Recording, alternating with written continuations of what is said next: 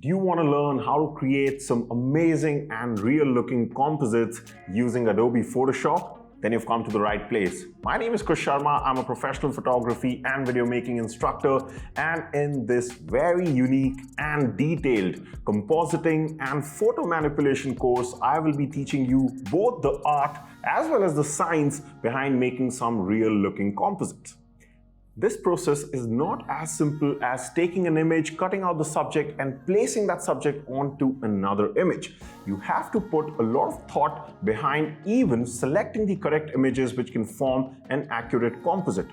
Therefore, in this course, you will be getting your hands on a very important document in which all the steps that you have to take from start to finish are laid out in the correct sequence. These are divided into 4 phases. The first phase perhaps is the most important phase. And in this phase, we are not even dealing with the direct editing part, because this is the phase where you will be actually selecting images which are compatible and have a chance of forming a real looking composite.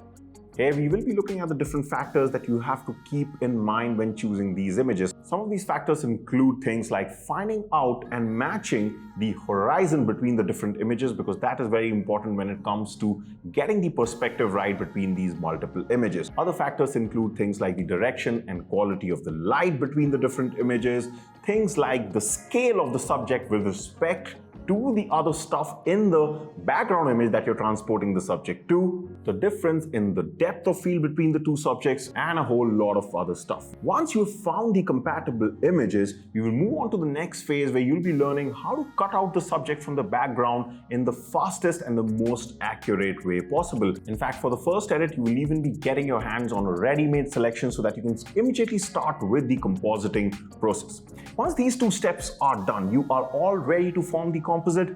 This is phase 3, and this is perhaps the most important part when it comes to the editing itself, because this is the phase where we will be learning how to create the realism in the composite. Now, this will be done by paying a lot of attention to the different factors which help you blend the subject well in the background image.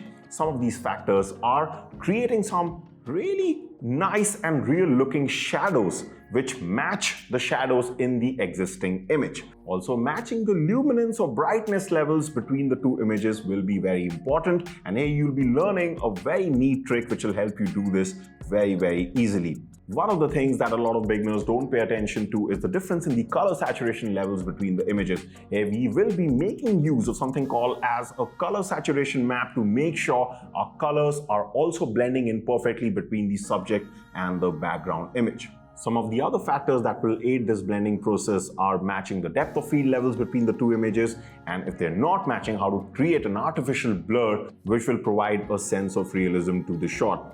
You'll also be learning how to match things like the noise levels between the 2 shots, and also how to match the color cast in the highlights and the shadows between the subject and the background image. And wherever necessary, you'll also be learning how to add a lighting effect on the subject by using the technique of dodge and burn. Finally, once we are done with these 3 phases, there'll be a 4th phase in which we'll correct any minor issues, and also we'll take care of the color grading part, and this will really help us get an accurate final output. This really is a one-stop course when it comes to creating accurate looking composites, because throughout this course we keep a good balance between the art and the science. So if you like the sound of all this, don't wait any longer, sign up right now and we'll get started with this course straight away.